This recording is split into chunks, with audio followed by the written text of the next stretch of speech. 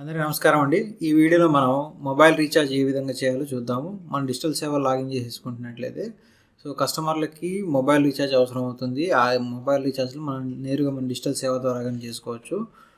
అది ఏ విధంగా చేయాలో ఇప్పుడు చూద్దాం. ముందుగా మనం డిజిటల్ సేవలో లాగిన్ చేద్దాం. ఇక్కడ గూగుల్‌లో మనకి డిజిటల్ సేవ అని టైప్ చేసినట్లయితే మీకు ఇక్కడ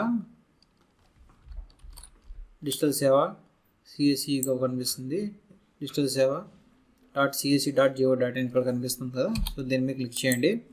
క్లిక్ చేసిన తర్వాత ఇక్కడ మీకు లాగిన్ ఆప్షన్ కనిపిస్తుందండి. ఈ లాగిన్ ఆప్షన్ మీద క్లిక్ చేయండి. క్లిక్ చేసిన తర్వాత మనకి సంబంధించిన CSC ID మరియు పాస్వర్డ్ని ఎంటర్ చేసి క్యాప్చర్ కోడ్ కొట్టి సైన్ ఇన్ మీద క్లిక్ చేయండి.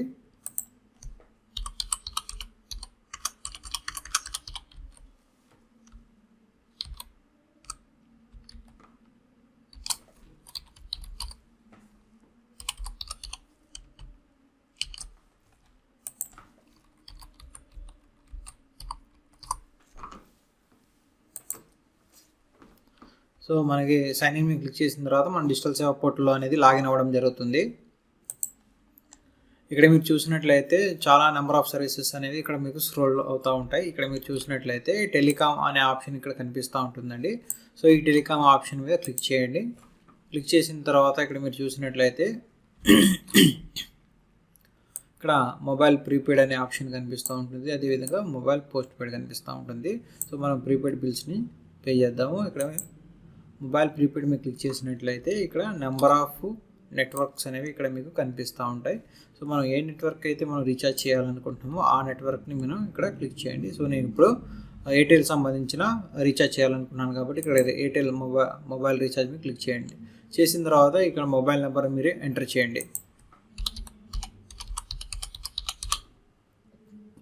చేసిన తర్వాత ఇక్కడ ఆటోమేటిక్గా కింద మీకు ఆఫర్స్ అనేవి రిఫ్లెక్ట్ అవ్వడం జరుగుతుంది.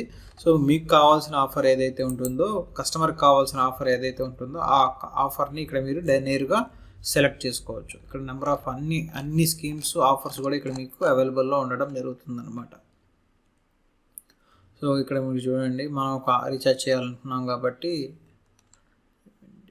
నేను ఇక్కడ 179 రూపీస్ సంబంధించి రీఛార్జ్ అనేది చేయబోతున్నాను. ఇక్కడ మనకి సెలెక్ట్ ఆప్షన్ ఉంది కదా. ఇది క్లిక్ చేయగానే ఆటోమేటిక్గా ఇక్కడ అమౌంట్ అనేది రావడం జరుగుతుంది. ఇక్కడ మన వ్యాలెట్ పిన్ ఇక్కడ వచ్చేసి మనం డిజిటల్ సేవ సంబంధించిన వ్యాలెట్ పిన్ ఇక్కడ టైప్ చేసి పే చేసినట్లయితే మన యొక్క రీఛార్జ్ అనేది సక్సెస్ఫుల్ అవుతుంది. ఇక్కడ నేను వ్యాలెట్ పిన్ని టైప్ చేస్తున్నాను. అండ్ నెక్స్ట్ ఇక్కడ మనం పే మీద క్లిక్ చేద్దాం. క్లిక్ చేసిన తర్వాత ఇక్కడ మనకి ప్రాసెస్ అవ్వడం జరుగుతుంది. వన్స్ ప్రాసెస్ అనేది కంప్లీట్ అయిపోయినట్లయితే మన యొక్క రీఛార్జ్ అనేది సక్సెస్ఫుల్గా కంప్లీట్ అయిపోతుంది.